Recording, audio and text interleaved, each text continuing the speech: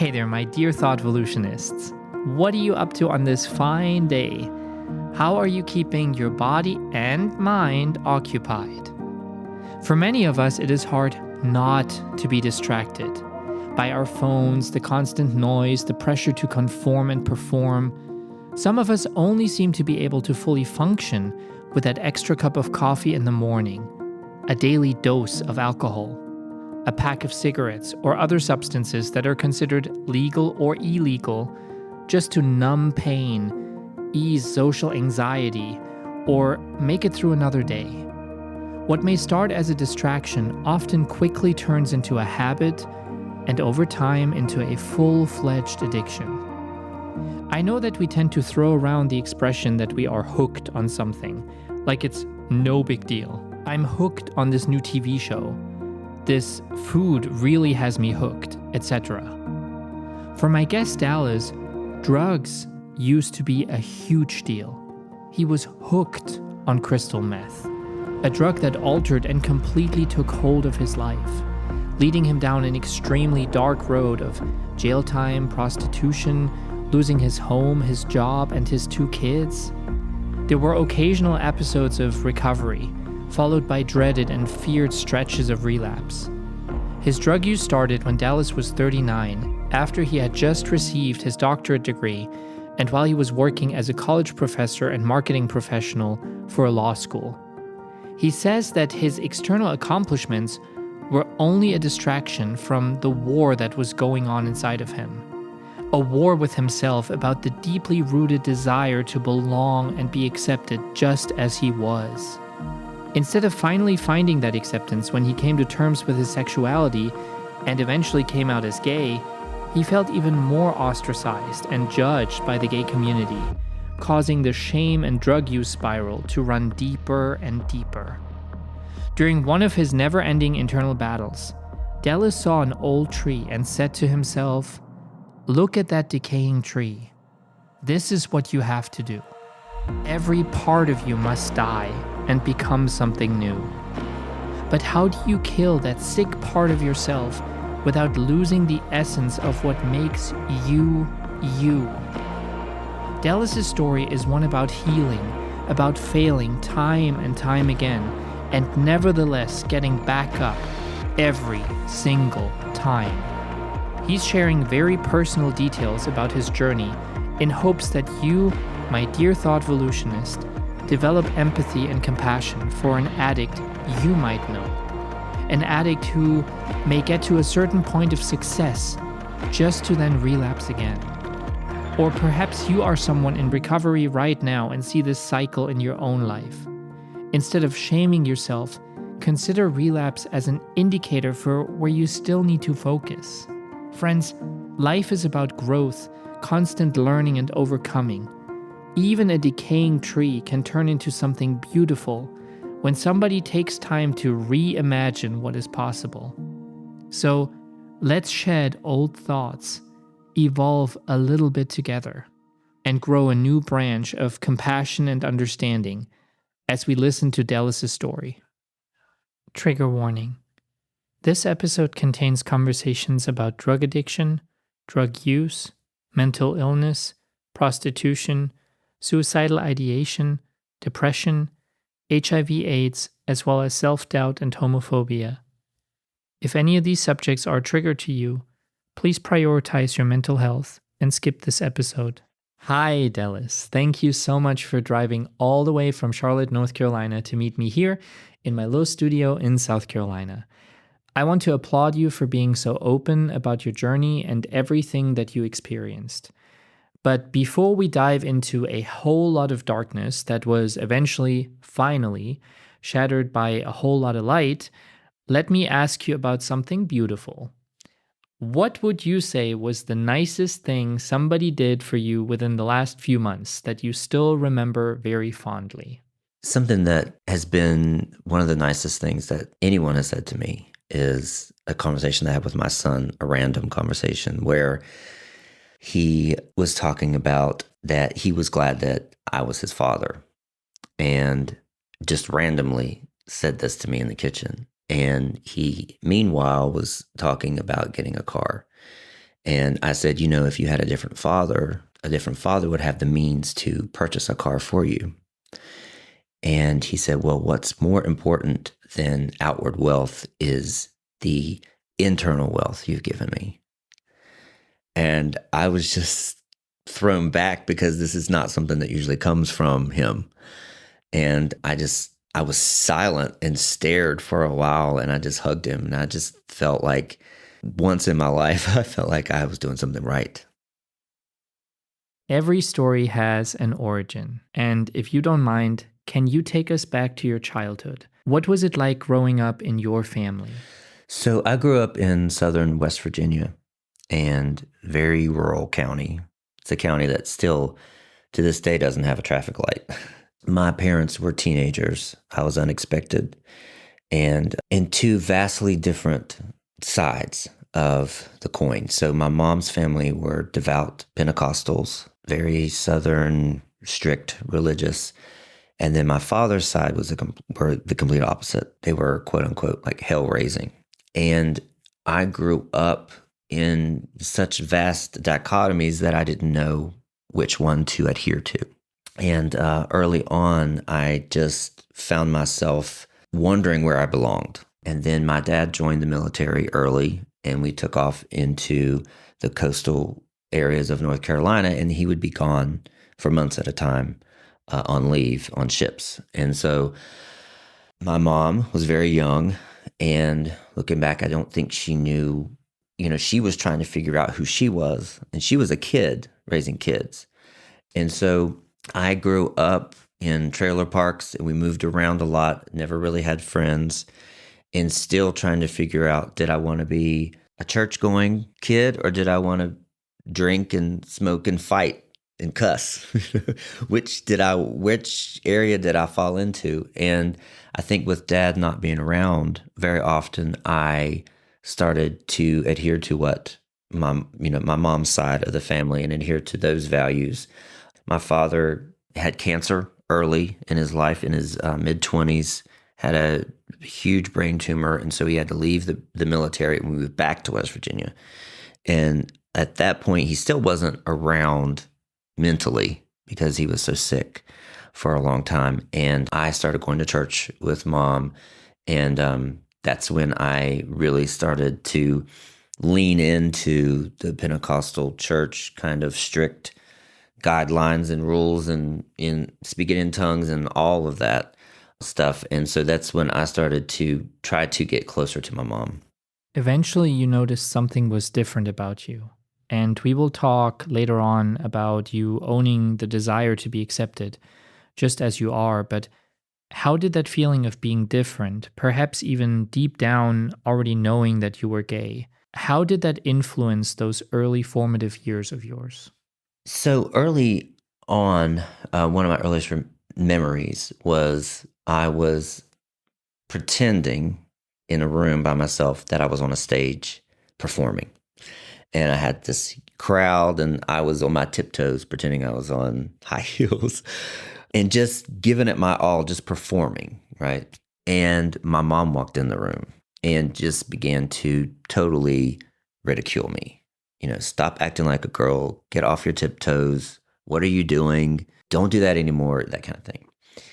And that's the earliest I remember feeling abnormal and receiving the message that I needed to hide who I really was, and that I couldn't really be myself, and that my true nature was to be hidden. So that, coupled along with when my father did get well, he was disabled from the military and wasn't working.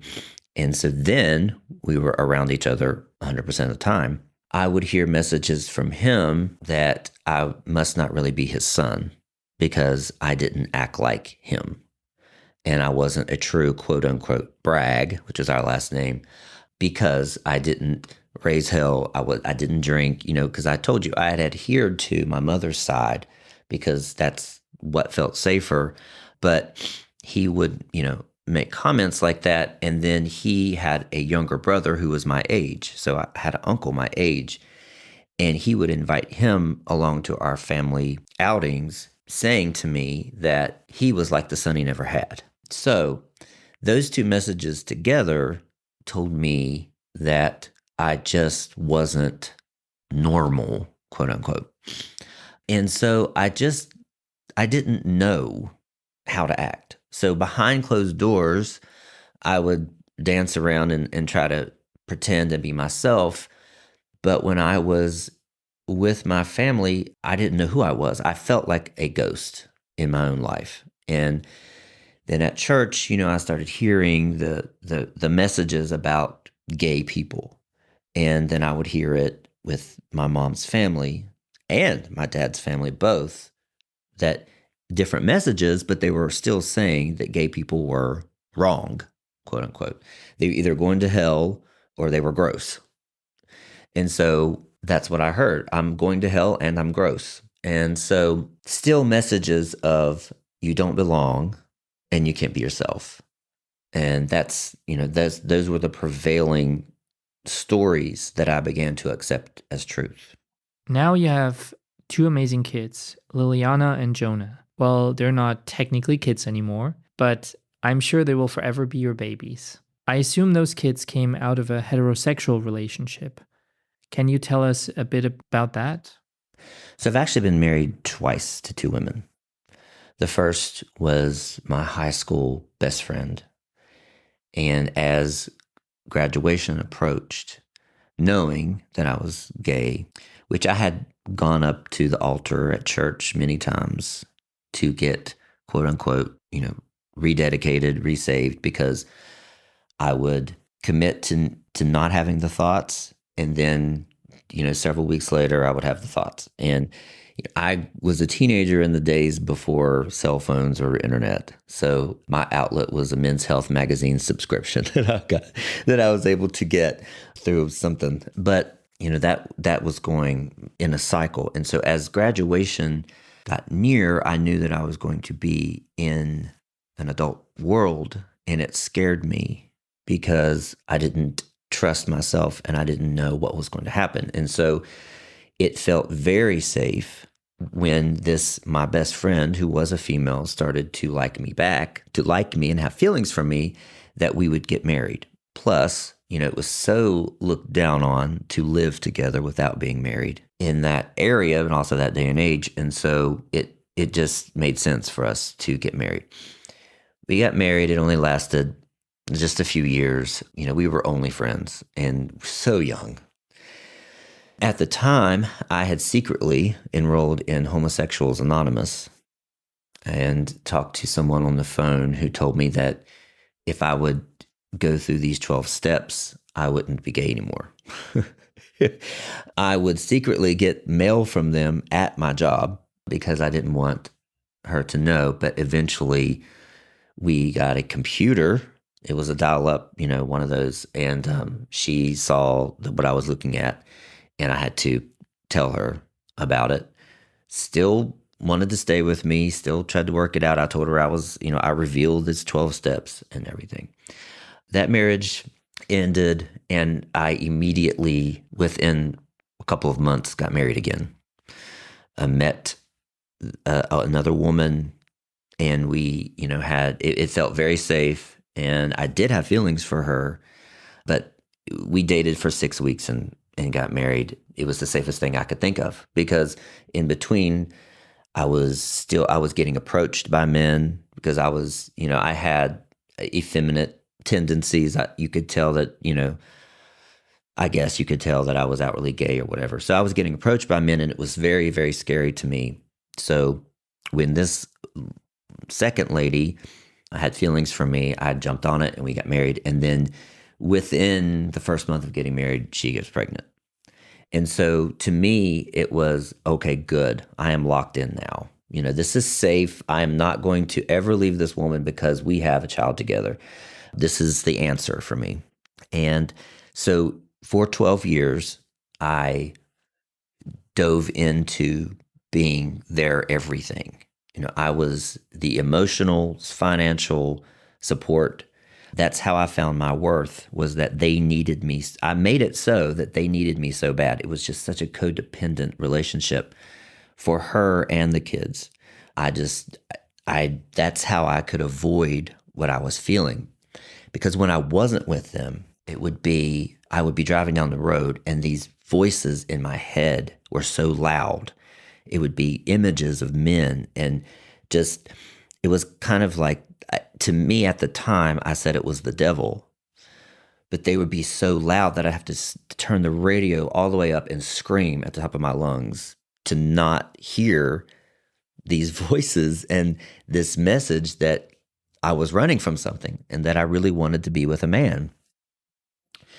And so at some point I became suicidal, and I had a plan, because I just thought, I don't know if I'm going to heaven or hell. I don't know what's going on, but all I know is I can't live like this. And I'm not doing my kids or my wife any good having this secret.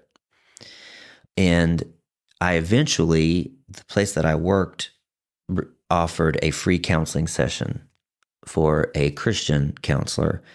And so I went, and it was the first time I spilled everything out. I came out to this man and told him about my plans to commit suicide. And the next thing I know, I'm being rushed off to a mental facility.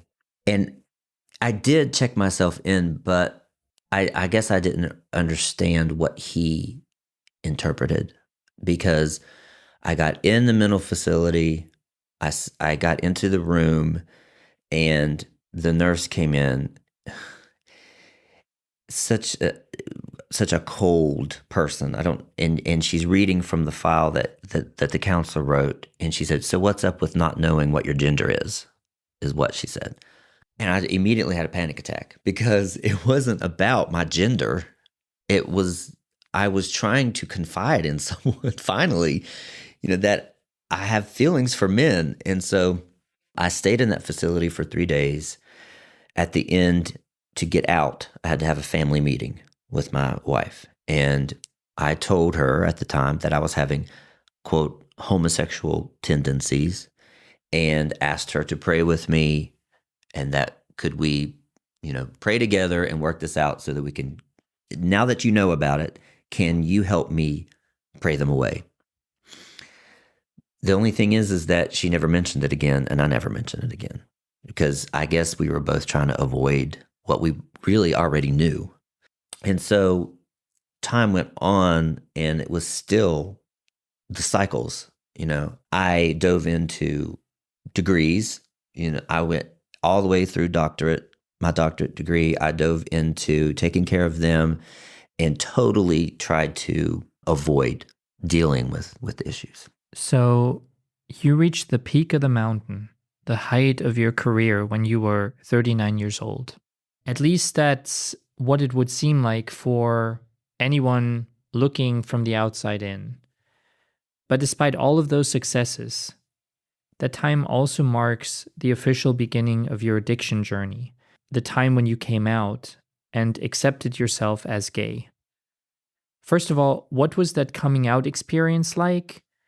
And why do you think it made the spiral of your life run even deeper? When I finally reached the point of saying, instead of fighting this part of me, I'm going to accept it, it felt like I had finally found where I belonged. I wasted no time in leaving my wife. I, in retrospect, really handled that in a pretty unhealthy way, but I left quickly and dove right into what I thought was going to be the group and the population where I could unleash myself and be everything that I could pretend to be on a stage and not get judged for it. So it was different than that. I discovered Grindr, which is, they call it a dating app, but it's basically a hookup app, and started to try to maneuver in the gay community. And it was not anything that I expected. There was still a sense of, you still have to prove yourself. And why are you wearing that? And one of the first nights I was out, I was approached by a guy who knew me from friends, I guess, or knew my wife or something. And he said, "What are you doing here?" And he said, "I guess you need to be saving money to hire a psychiatrist for your kids because what you've done has ruined their life. Why couldn't you have not pretended to be gay for at least, 10 more years until they were out of high school?" And I just left. I just left the bar because I was like, how can this be? When in my mind, I expected to walk into a gay bar and be welcomed with open arms. You're here. You did it. Congratulations. Rainbows, flags, I don't know. But it was side eyes and it was just comments and no one spoke to me. And I didn't know what to do with that. And so that's when I went to Grindr because I could get immediate attention that way. And if someone would have sex with me, then that was the way I was going to get some type of approval and belonging. So I went on a rampage with that. I had waited all these years anyway to be with a man. And so I was like a kid in a candy store. So I finally met a man who seemed to accept me, because the other part about what I faced when I would meet these guys on Grindr was I would hear feedback that I was too feminine. And I thought, I have spent my entire life trying to hide, and even going to the grocery store as a gay man was a different experience because I didn't have to think about how am I walking, how am I throwing my arm, how am I inflecting. But now, even now in the gay community, I was too feminine. And so he came along and we had a brief relationship where I became just totally engrossed in him. And it was very much an anxious attachment where I would stare at my phone all day and wait for him to text me and those kinds of things. That didn't last that long. And so I again felt like, well, what's next for me? Like where do I fit? And one day I was on Grindr and it was a Sunday afternoon and this guy asked me if I partied. And I was very naive about this. I thought, well, yeah, like had been drinking and things like that. So I thought it was a party. Like a Sunday afternoon, I envisioned like a cookout or a pool party or something. And I didn't realize that was code word for crystal meth in the gay community. Is if you party with a capital T, because T is the gay slang word for crystal meth. So I got to this house, very like overgrown yard. There were no cars. Thought I was at the wrong house. So I and I said, I think I'm at the wrong house. He goes, no, you're not. So I came to the door, very attractive. And so I just went in. There's nobody there, but, a large screen with pornography going and all this, what you would imagine a house that someone who regularly does meth lives in. And I was pretty confused, but I sat down with him and whatever. And so he hands me the pipe because I told him I partied. And I was like, what is, we had this conversation, like, what is this? And he was like, you said you party, blah, blah, blah. He figured out that I didn't, but offered it to me. He was very attractive. I'm still like, this is where I'm getting my worth from. And so I did it. Smoked and drank this GHB, which goes hand in hand with meth. And we were together for 3 days.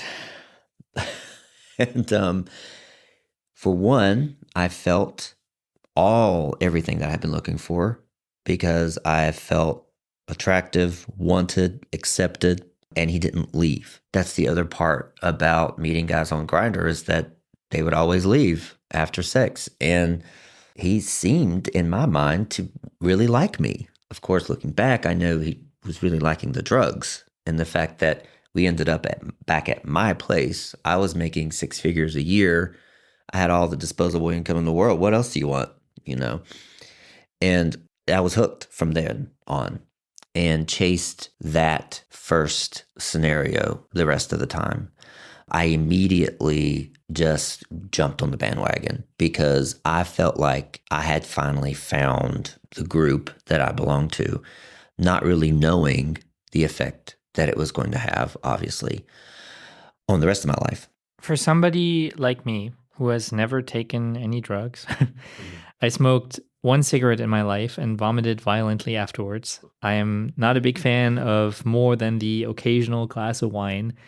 So, for someone like me, and without glorifying it, of course, what did your highs on crystal meth do for you? And what was the appeal of consuming drugs other than belonging? I don't have scientific studies to back this up, but crystal meth to me is a very intelligent drug. And it's a drug that feels like it was made specifically for gay men because you lose all shame and inhibitions, and you don't feel that impending the story in the back of your mind that you aren't good enough, that you are abnormal. You feel invincible. And it also opens up this whole sexual world to you. There's a lot of gay men who use it in the clubs, the dance floors, or the bathhouses, or whatever. It makes you very hypersexual, and that's all you think about. And you'll watch hours of pornography. And the allure for me was the fact of, one, that I had inhibited that side of myself for so many years. But it was the attention and the fact that anything goes and you could be your darkest self and nobody cared. It unleashes the shadow part of you in a way that feels very gratifying. And in the beginning, I was only smoking it. And so the highs weren't all that debilitating in the way that I could do it on the weekends and still function in life. I could still do it through the week, even sometimes in function. But the other part of the drug is that it will take your greatest fears and escalate them as well. So that's where the paranoia comes in that you hear a lot about meth, is that there's like taping down the window blinds and thinking that you're being watched and things like that. So while it draws you in with the sex, once it has you there, then it begins to operate in your neural pathways somehow. And you can tell, when I started to be aware, you could tell when guys were doing it where their weaknesses were. It was either lack of self-confidence, fear, schizophrenia. There's things that came out that just that the drug escalated. And so for the most part, you're hypersexual, but you don't have sex because everyone's paranoid and people will start to trip out. And there was most of the time, there wasn't even sex had, but it's just the idea of it. And so the allure for me was the guys I was attracting too. These were guys that, there's a stigma that meth are people with no teeth and, sores all over their face. But the crowd that I was attracting were men to me that were of a caliber that I never would have got attention of otherwise. But I thought it was me, but it was because I had the drugs. As naive as that sounds, it took me a long time to figure out, they're not attracted to me. I have drugs, so they're at my house. When did you directly realize that your habit had turned into an addiction? So my belief at the time, the kids were with me every other week. And I said to myself, I'm going to use when they're not here and be an adult when they are here. That didn't last long. And so the using bled over into while they were in the house. I would be in my room. So when you smoke it, it's pretty much odorless and you can't really tell, right? And that led into every day. And there's 2 points of when I realized this with both kids. One was I was upset and irritated with my son because he wouldn't go to sleep. And I was very ugly with him to make him stay in his room, only because I had 2 guys waiting in my bedroom. Because slowly and surely, reasoning went out the window, and all I wanted was the sexual experience. The other time was I had been awake for several days and finally passed out. I woke up in a panic. So I would wake up from these binges in such a panic state that I would just run through the house and be completely obnoxious, just not knowing what day it was, what was going on. And I woke up and I ran into my daughter's room and I got her out of bed and I made her crouch down because I thought that people were taking pictures of us outside. I passed it off as a joke to her, as a funny thing, that I had just woke up from a dream or whatever. But I knew that I was slowly kind of becoming one of those guys. And, I started to do my due diligence when I would have men over or go to their house. I would try to ask them questions to figure out if they were one of the ones that had been doing it a long time and were paranoid. And once we started, they would flip a switch, or were they newer to it? I would try to, because I was somewhere in the middle at that point. And so then I was doing a drug deal at 4 a.m. and having to present to a board of directors at 8 a.m. And I had finished a presentation, which I don't remember. And a man that worked there who was also gay took me to the side and he's like, I know that you're using meth and I need you to get help or you're going to end up losing this job. Like, you just looked ridiculous. And I denied it, denied. I was like, no, I'm not. And in my mind, I was passing off as normal, I guess, or whatever, but I was obviously just off the rails. That was another time when I thought, okay, I kept thinking, I've got to get this under control. But then eventually started to lose things like my car. I would forget to make payments. So the first thing to go was my car. My son was leaving for school when he came back and he's like, Dad, your car's gone. I was able to get it back, but then ended up losing it again. But I began to miss a lot of days at work. I was getting in trouble at work. All the while, meanwhile, I started using IV intravenously. That's when my life became totally unmanageable. Instead of just losing a thing here and there, you then started to lose everything and even slipped into prostitution to feed and support that growling monster of addiction living within you. How did that come about? I eventually, part of it was my performance, but part of it was I was working for a law school that went defunct. The marketing was first to go, but I was on the way out anyway. And so then I had a huge severance package. So I was getting all the money I was getting before and didn't have to go to work. And that was such, the recipe for disaster when it comes to drugs. And I kept bringing in these guys to live with me that I thought I was in love with. I brought in this guy and he was just broken from years of IV use. Just from get-go was, duct taping my curtains down. He had duct tape. He put the TVs down on the floor because he just thought everybody was watching him and things like that. I ended up kicking him out and he walked to the police department and told them that I was using, but also that I was running like a date rape type ring from the house. And I believe that he really believed this. So the next day, the police busted in and they arrested me and seized my laptops and things like that. I actually was out of drugs, which is another reason why he left willingly. But there was a shard in my car in the floorboard. And because they found that, they had enough to arrest me. So that was my first arrest. That's, again, when, now I was without a job and the prospect of getting another job was out of the question because I had a felony drug arrest on my record.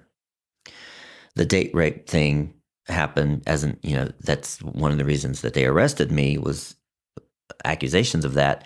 So my kids the next day started receiving Snapchats from their friends because my mugshot was on the news, the evening news, with the words date rape arrest underneath. Even though the date rape charges were dropped immediately when they started looking through my laptop and phone, because they saw no use, no proof, it still was on the news. And my kids, all their friends were Snapchatting pictures of my mugshot. That's when it all came to light with my ex-wife, my family. I had to openly admit to everyone, what was going on. So at that point, that's when it really started going downhill, right? I started to use more. I got a job at a restaurant waiting tables because it's the only thing I could get, and decided to become a dealer, which did not work out well. Car was repossessed at that point and started to run behind on my everything, all the bills, the rent and everything like that. And that's when I somehow met these two other guys who introduced me to the world of shoplifting. And I was so good at shoplifting that I became their guy, right? Because I would dress very professionally as a white man. I literally could go through Walmart and Target, fill the cart up with whatever I wanted and walk out the door. No questions asked to me ever. They had a barcode machine with stickers so you could rebarcode things. I didn't even need to do that. I would just leave with it and we would sell it, right? So we would start each day at zero and raise enough money for the drugs we needed for the day, and if we wanted to eat some food. And that's how we lived every day. And I was using IV use at that point 3 times a day just to keep going. It wasn't even for sex anymore. Like the sex it was beyond that now. It was just surviving, and it was pure addiction. So then I ended up getting arrested 2 more times. The police at the time in this small town that I lived in North Carolina was targeted me, basically. They knew that I would be using more. And so they followed me to the gas station. They followed me everywhere I went. And finally, I would mess up and have some with me, or I would drive high or whatever. And same police officer arrested me each time.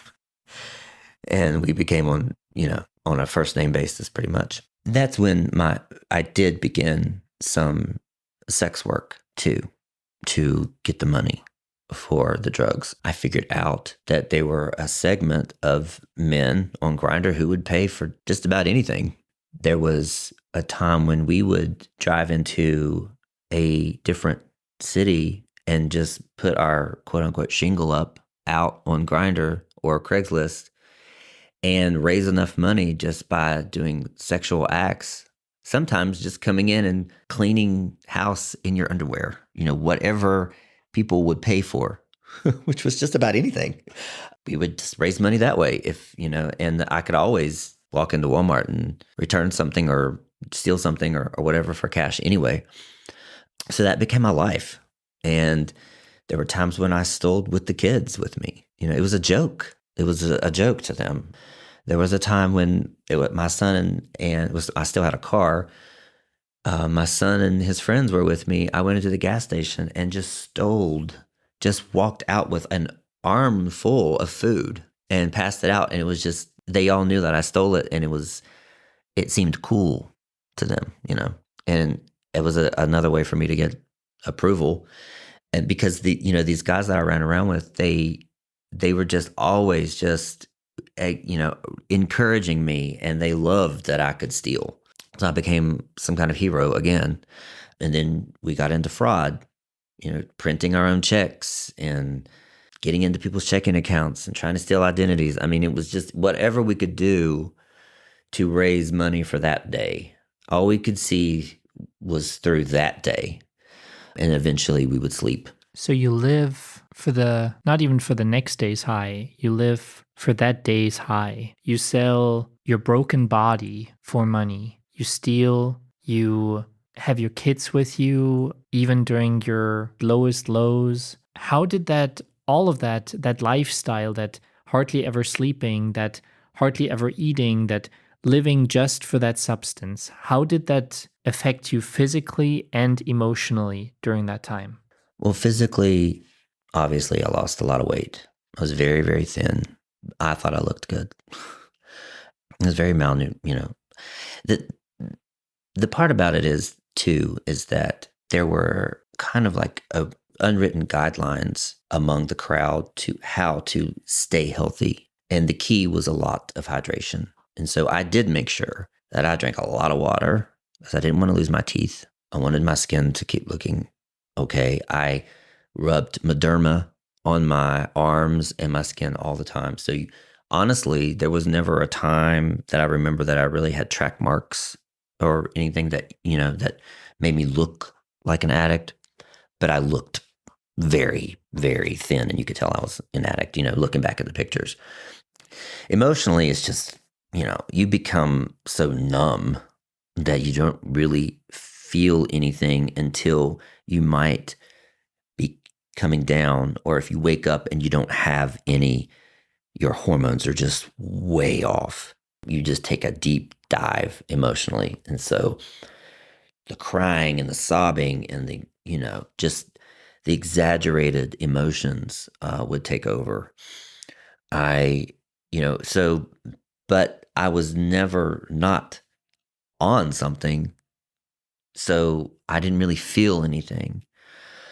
It would be when I would be awake for more than 5 days that it would affect me to the point of beyond the drugs, because I was, you go without sleep. Sleep deprivation, of course, is going to make you hallucinate. It's going to, there was a time when I stood on my back porch in the middle of the night and just saw this huge picnic out of a gathering of people playing volleyball, and they were cooking out and they were playing. And it was like, I just stood there and I saw it so plain, and I would see things like that. And just, it got to the point where I just welcomed it. I would be just in public, and people, a lady's blouse, the designs would be dancing above her. And I would just like it, because it was just became normal. So I tried to, the best that I could, stay healthy, but I obviously wasn't. How did friends and family members, especially your kids, how did they handle you during those times when your addiction was completely out of control? Did they try to help you? Did they try to stay away from you? Do you think they could have helped you? So friends-wise, I had built up a group of friends, and we would go out together a lot, which I was beginning to feel a belonging there to a point. But once I was in the addiction, I stopped showing up to things. And then when I would show up, I would have a shady character with me, and who would end up like totally ruining the evening. So I stopped being invited. Many friends just stopped talking to me. I had one that hung on, but then I ended up just pushing him away because I just didn't want to be told anymore to stop. And so then my friends, quote unquote, became the two guys that I was running around with every day. And family-wise, my mom was just at arm's length because I kind of gave her as much information as I wanted. But eventually, when I was under eviction, I had no electricity. And she, at that point, had visited, and she came to visit, and there were 4 other guys just hanging out in the house. It was a mess, and she knew right away what was happening, obviously. And one of the last things she did before I was evicted was she paid the electric bill. And she says, "I'm doing this for the kids, not for you." She stood by me as much as she could, but then that was it there until I was homeless. But my sister, who's actually my aunt, but we're almost the same age too, but we grew up together, she actually helped too much, to be honest. I would call her stranded with a flat tire. I was out doing a drug deal and didn't have any way to fix my car. She fixed it. She would send me money a lot to get me out of whatever jam situation I was in. I called her once in a panic attack. She was in Aruba or somewhere like that. She tried to do everything that she could to help me. But, I only contacted her when I needed money. The kids, I don't know. I don't remember enough. I just know that they were confused about what was happening with me, and they felt bad for me. And they would hug me a lot because at the end of when I was being evicted toward the end, I was just in a mess. Like I was so confused that I thought that money was coming somehow, that we were going to write the check or find the money somehow. We were going to embezzle it or something, but I was going to raise the money to get us out of this. And it somehow at the end, I did get a check cashed enough to have movers move my stuff into storage. Somehow I had enough mental fortitude to get that done, but the sheriff had to make me leave because I was so confused and high. I couldn't understand that I was being removed from my house. But the thing about the kids, especially my daughter, was that I went to jail 4 times. Each time she would always answer the call. The first and second time, my ex-wife would answer, my mom would answer, she would answer. Third and fourth, they were done. No one would answer but my daughter. And the very last time that I went to jail, she was the only one to answer, and she picked me up with my son from jail. And we drove to a park. And at the time, so I'll backtrack a little bit. Before the last time getting arrested, I was homeless. The friends that I was hanging out with dropped me because I didn't realize, obviously, they were friends with me because I had the house. Well, without the house, what was I? I was still stealing for them, but it wasn't enough. So I was living under this tree for a while. I would roam around, maybe spend the night with somebody here or there. And just in desperation, one day just called my mom. And I just said, please, you have to help me. Like, I can't live. I don't want to, I just imagined myself as any other panhandler. And that's what it was. And when the thought crossed my mind to make a sign and stand at the corner, I was like, this is my rock bottom. So she immediately drove from West Virginia and picked me up. And when she got there, I fought her. I didn't want to go, even though I had called her. And we had this screaming match. And she finally, for the first time, I think ever, I saw my mom really break down and cry in this hopelessness. And that was enough for me. I just crawled into her car and I curled up in a ball and I went to sleep. Who knows how long I'd been awake or whatever. So she drove me to West Virginia and put me up in her trailer that she had for sale. She wasn't living in it at the time. And so I got a job and I started to find my way back into myself a little bit. My kids at the time, this was before the last time I was in jail. Actually, my daughter wasn't speaking to me because I wrote a bad check on her account. And she went to the mall with friends and couldn't buy what she needed because her bank account was overdrawn because of me. So she wasn't speaking to me for a while I was in West Virginia, rightly so. But meanwhile, while I was gone, their mom met a man and basically they were abandoned in an apartment. And so toward the end of my stay in West Virginia, I started getting back into drugs somewhat and a friend of mine decided we would drive back to Charlotte. My old friends were saying, hey, come back. We've got these hotel rooms and blah, blah, blah. So I went back to Charlotte. I used the stuff that they had, the meth that they had purchased from Mexico. This was some kind of pure like Breaking Bad stuff. Blew my head off. Like I lost all composure. Whatever was in it, I was totally confused. I didn't know what city I was in. I was so obnoxious and I guess out of hand that they threw me out of the car. And I roamed around Charlotte thinking I was in Roanoke, Virginia or something. Like I was looking around, I didn't know, and I saw a cop car. And out of desperation, I just walked up and turned myself in. So that was the last time I was arrested. And that's when, even after all of that, my daughter answered the phone. So you're asking about how my kids supported me because at my very core, through all of that, I was still a good dad. And they knew that. And so when they took me to this park, my daughter says to me, Mom's with this guy. We need a parent and we need you. And we want you to decide what is it going to be? Is it going to be this drug, or is it going to be us? And I had nothing, I had nothing and nowhere to go, and my kids standing in front of me, begging me to be their father. So that's when I made the decision to be sober.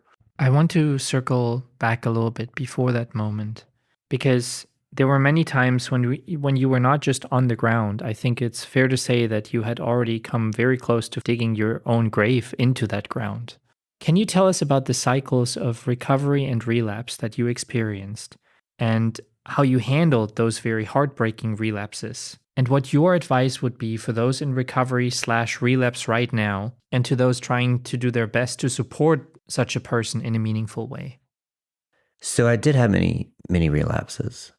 And one defining moment where I was sober for 6 months was when I contracted HIV. Actually, it was the very first time I used the needle. And it was either the needle or it was him. But after we had sex, he said, sorry.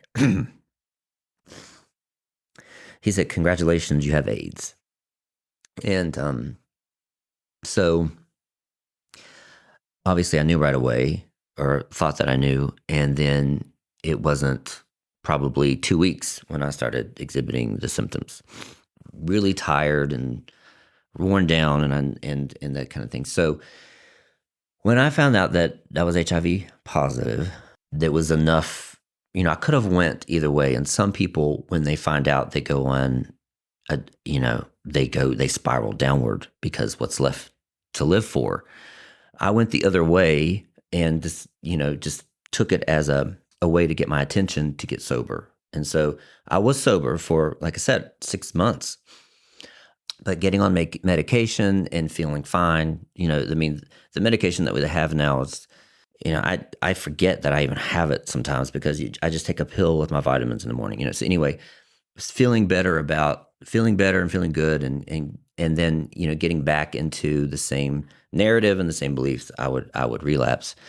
And the advice that I give and what I would have given myself is to not have the expectation that it's either or, that you have to be completely abstinent and that's the goal. And once you use, you're done for. Because that kind of thinking will set you up for failure every time. So when you relapse, it's not the end. It's not a stumbling block. It's a stepping stone.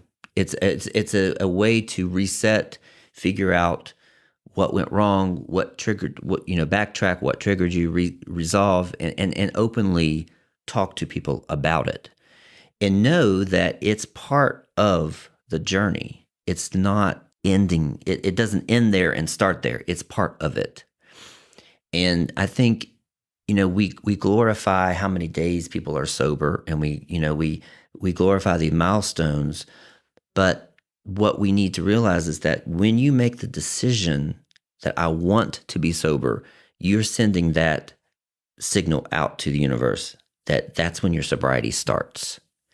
And you may relapse many, many times for many years, but it's all part of it because you're moving a momentum that's been built up for years. I mean, everything that happened to me my entire life built up to using.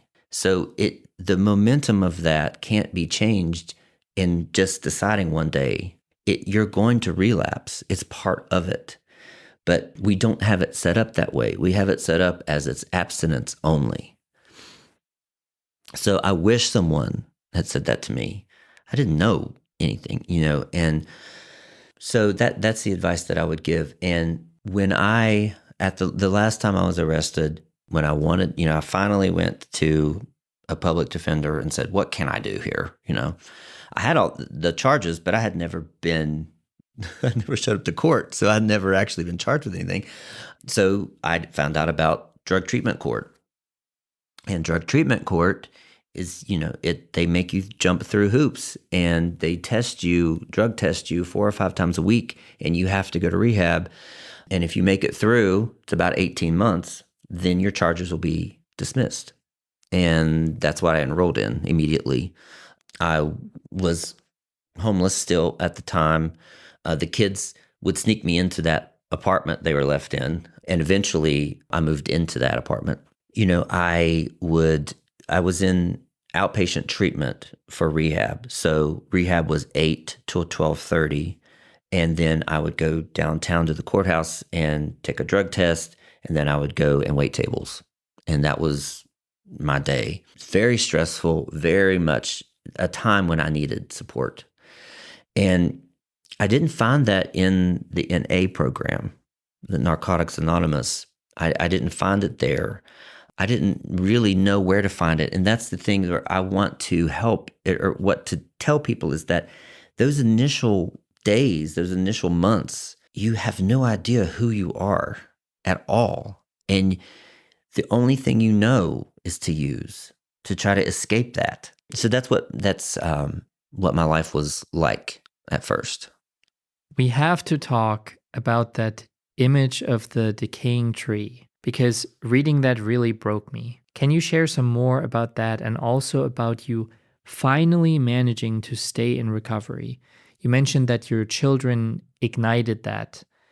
How did you manage to stay in recovery, and how hard was that for you? So I will admit, in the beginning, I only stayed sober because I was in the drug addiction program, the drug treatment program. It made me stay sober. And there was a lot against me. There was a time, so strange, I was walking to my job and stopped in a different restaurant to use the bathroom. So I'm in the stall and I put my phone on the toilet paper dispenser and it fell in behind.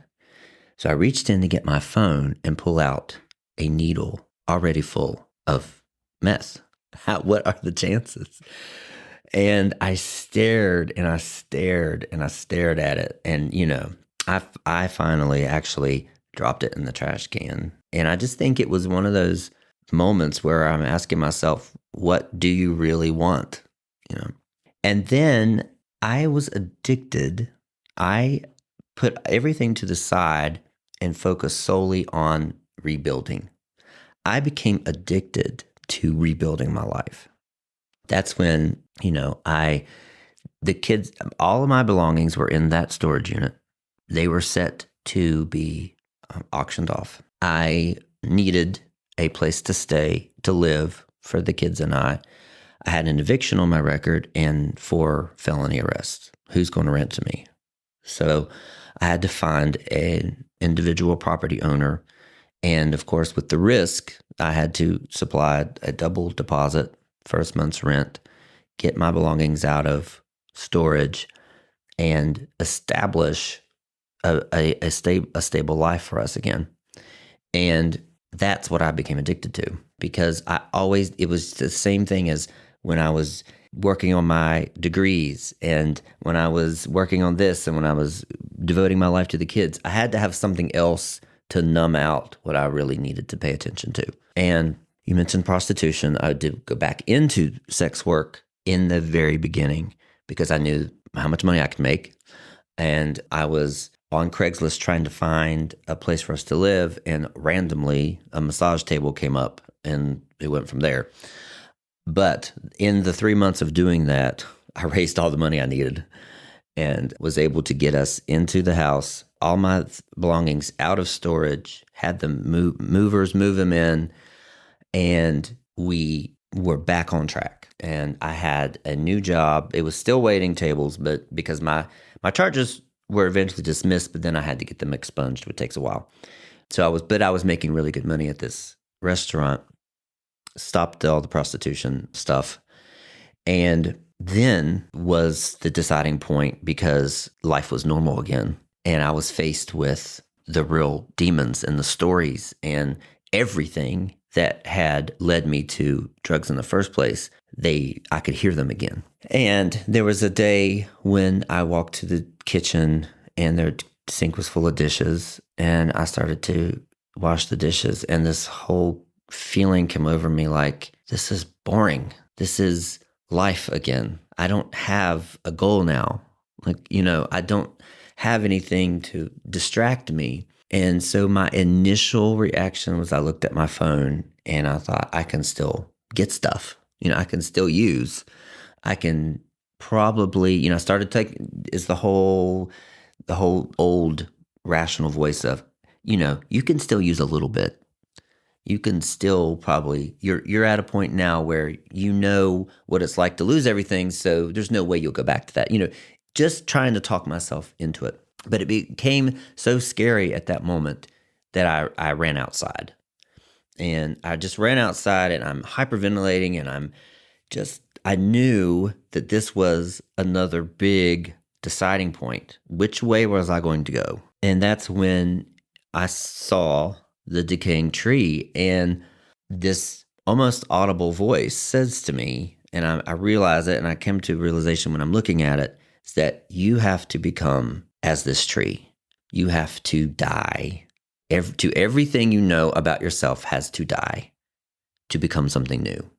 Because I saw the mushrooms growing out of it, the grass, and eventually it would become, other things. And so at that moment, I grabbed my phone and I immediately deleted any contact or anyone that I knew that would get me to drugs. Any of the old people that I knew, deleted. I was still off and on with Grindr, but I knew Grindr was the gateway to finding drugs.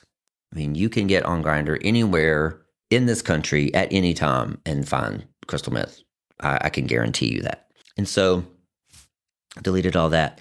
And I took it very literally at the time that I needed to die to everything that I knew about myself. And I started on the outer ancillary layers, the superficial ways of, okay, what do I need to change? My sleeping habits, start exercising. What are some things, what are the complete opposite? What I came to realize over the years is that past the superficial personality traits and habits, what I needed to kill all the distorted beliefs that I had about myself and the distorted narrative that was always running in the back of my mind that I don't belong anywhere. And that's what needed to die. But I had to go through layer after layer after layer first.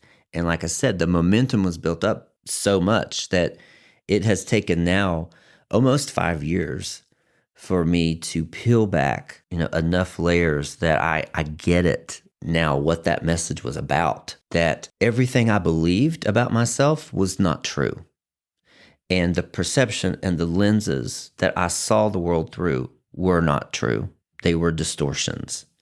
And they were distortions created back when I was pretending to be on that stage, and the distortion to say you're not normal. And through a lot of meditation and all kinds of other routes that I could talk about, there have been situations and scenarios that have come back up for me. And one was, I was probably, 7 or 8, and my dad promised my brother and I that we were going to go camping. And like I said, he always invited his brother along everywhere we went because he was the son that he wanted. It was the message that I got. And so for weeks, I was excited about this camping trip. It was just going to be the three of us. And I had in my mind what it was going to be like. And so we get in the truck. Where back then, kids we rode in the back of a pickup truck. And we take off, and he stops at his brother's and picks another brother up. It was an older brother, wasn't the one that I had spoke of, but it was another brother who had several cases of beer with him. And I sat in the back of that truck, and something died that day. And then to top it off, he turns around and just kind of smirks at me. And I just remember staring into the wind as the truck was going. And I promised myself I was going to be everything that he wasn't. And that's when I really dove into the church life and into my mom, because I was trying to run from what he was. And that evening became the exact opposite of what I wanted, because it ended up around the campfire. They were drunk, and he had my brother on his lap, and he was saying, he was singing this like perverted song, and I had to go get my brother out of his arms, take him to the tent, and we went to sleep. And so realizing what that did to me made so much sense about every trigger and activation that I've had since, because the message was, I'm going to be interested in you, but I'm going to leave you, and you don't belong with me. And it just like came on me like a I don't know, some kind of bright light, that I was like, this is the same scenario that's played out throughout the years. That's why, I was so stuck in this cycle with the drug, is that they acted like they liked me, but they would leave me. And even to the point of, I would get so triggered by people, not just romantically, but professionally even, who acted like they were interested in me, but then would leave me on read, quote unquote. Like they would read my message and not read it and not answer, or read my text and not answer, or whatever. And I never knew why that was so serious to me. Why would I would go off the rails when somebody would do that. And I realized that little boy is still in there feeling that feeling. And that's what it feels like when somebody even just reads a text and doesn't answer me, that I'm not good enough. And that's the underlying message, that I am not good enough.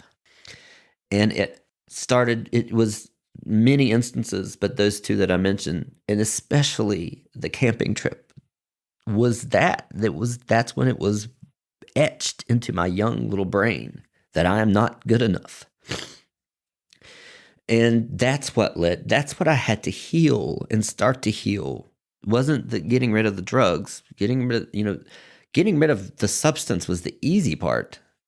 That's not as hard as facing that. And so I keep going back to that little boy, and hold him. And then I go through and imagine what that evening could have been like.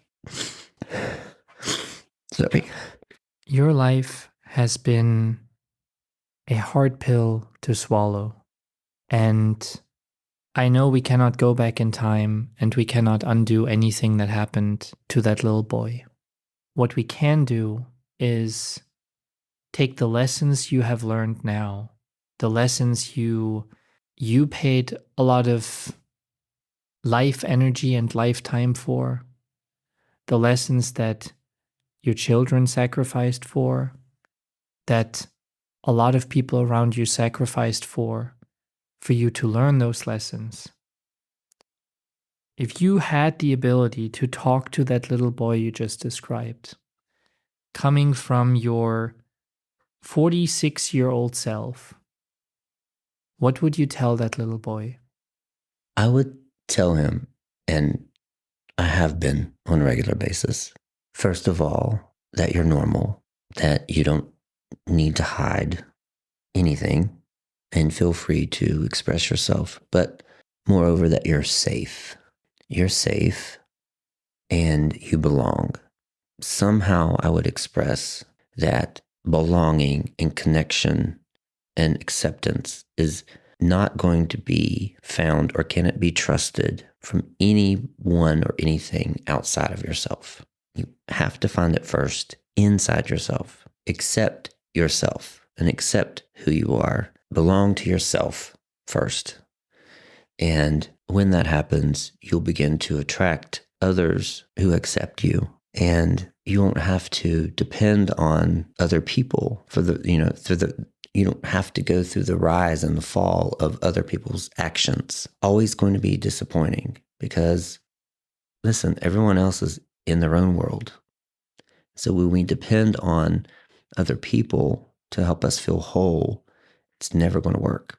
And I would just hold him and, give him an outlet. That's the the thing is that I never had an outlet either. I couldn't go to my mom, and I had no one to talk to about these things. And so it became a habit and an ingrained behavior for me to compartmentalize and work on other things.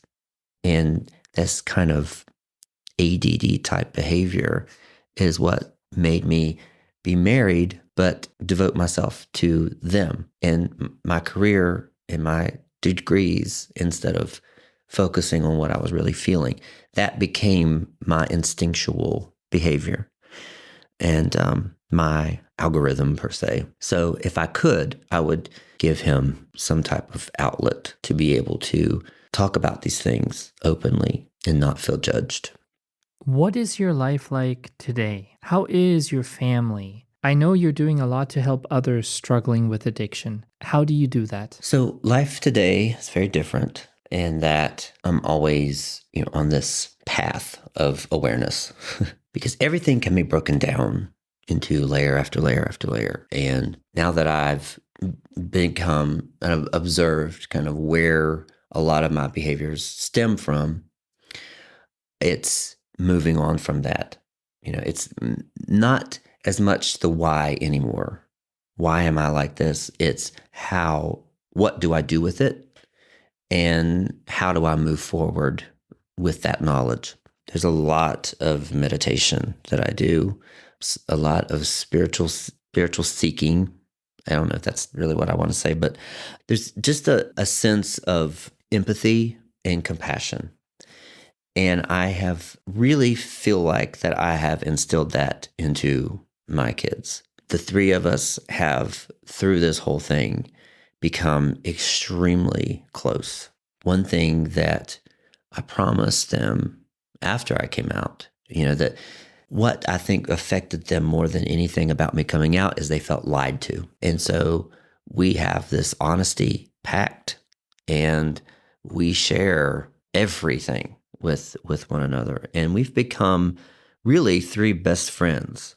And I'm just very happy with how they've turned out.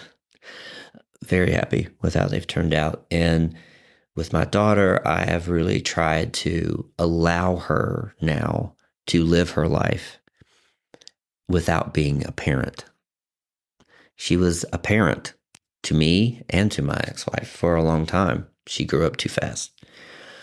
But with my son, I have tried to help him with anxiety because through the whole process of me leaving twice and then his mom leaving and that thing, he had some abandonment issues and some anxiety issues. And we've worked through those. And so I think that the three of us work together to get better and be better people for one another. And, relationships with my mom's totally great. My sister, I've made a new set of friends, a spiritual community where I feel very supported and totally open to be whoever I am and whatever I am, without any type of judgment, which is nice too. And so I've rebuilt the external as well, but I really focused on continuing to rebuild inside and questioning with authentic love, why is this activating you?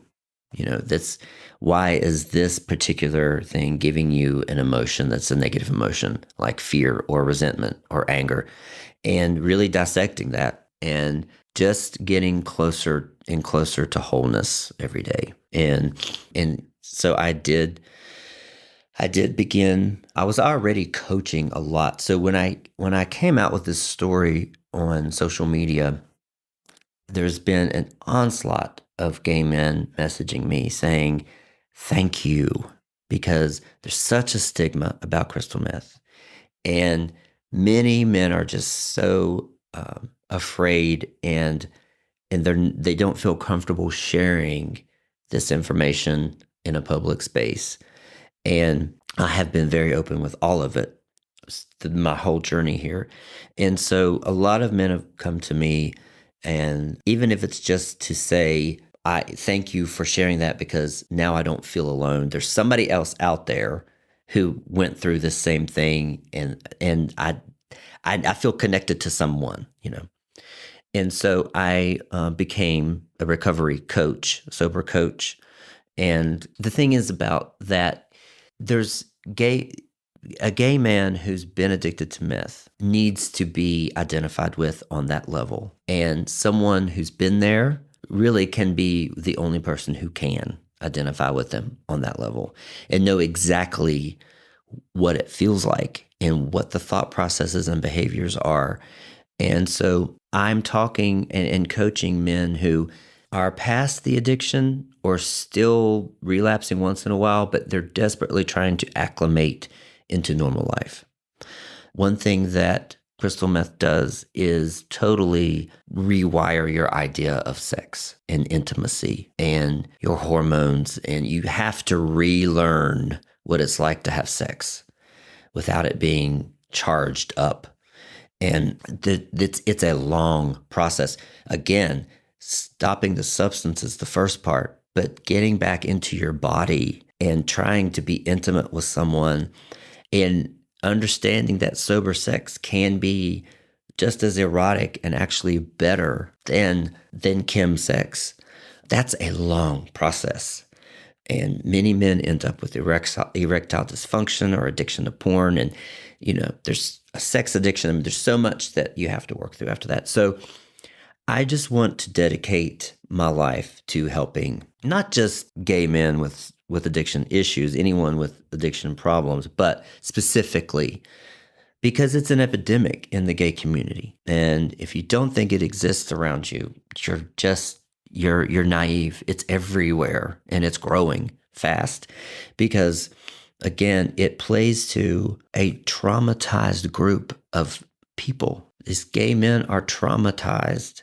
There's so much trauma and so much shame, and this drug takes it all away. So it's perfect for this group of men, this group of particular demographics. And so there's not enough attention on it. There's not enough awareness of it. And I'd like to change that. And I really would like to work with younger men as well, because when you get into it in your early 20s, you've got all that time. It's the older seasoned gentlemen like me, they get into it and they lose everything, but you already have a foundation established, and it's a little bit easier to bounce back. But when you start at young and you go through your 20s, it ravages your brain. And what do you have? You don't have a foundation to get back to. And I've seen the light go out in so many young men's eyes. They're like a zombie. And if I can change just one person's trajectory, then I want to do that. If anybody out there wants to get in touch with you, either because they would like to get help, they would like to further the conversation, they know somebody who is going through similar struggles, how can they get in touch with you? You can find me on Facebook. My handle is my first and last name, Dallas Bragg, DallasBragg. I am on Instagram. It's Dr. Dallas Bragg, Dr. Dallas Bragg. You can find me there, those places, and get in touch with me. Thank you so very much for speaking with me today, Dallas. As human beings, we are so quick to judge others, especially those already struggling so very much with self-worth, addiction, self-love. I hope your story is an eye-opener to many as to how we can be more supportive by learning to better understand what others are really going through. If our listeners have questions for you, would you be willing to come back and meet with me again? Of course. I would be happy to do that. What a brave, strong, and incredibly courageous person Dallas is. ThoughtVolutionists, I'm deeply honored and humbled that he chose our little podcast to share his powerful story. All Dallas ever really longed for was to feel wanted, valid, and seen. Well, he most certainly belongs to our little ThoughtVolution community now, where we meet each other with love, care, and kindness, where everyone is welcome, valued, and accepted for who they are.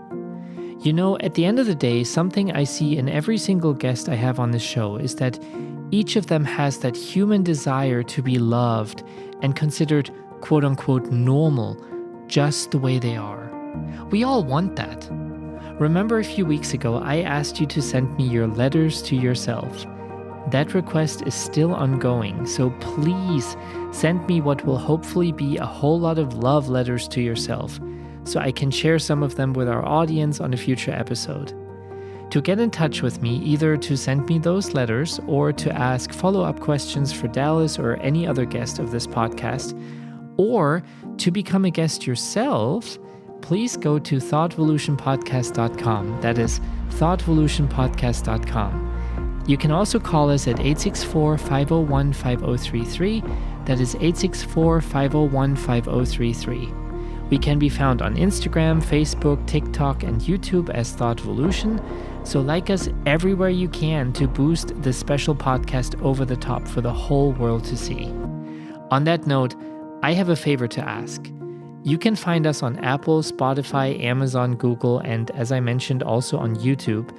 And in order for this podcast to grow, we of course need your hearts and ears to listen, but we also need your fingers to rate, review, comment, and subscribe. So perhaps take a minute today and do just that.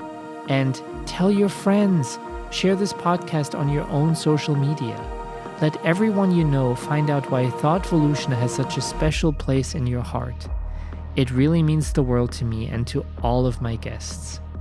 In addition to all of that, if you have the means to support our podcast financially, please check out our merch store that can be found on our website, ThoughtVolutionPodcast.com.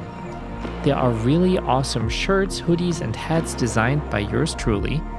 I've decided to wear the Story Sharer hoodie today, and I love it. So check it out. Perhaps there's something you really like. I appreciate it. And as always, I appreciate you. You being here and taking the time to just listen and evolve. Together we can and will make a difference. Anyway, my dear ThoughtVolutionists, I'll see you back here in exactly 1 week. Until then, be kind to each other and remember that I love you all so very much, and I'll see you then.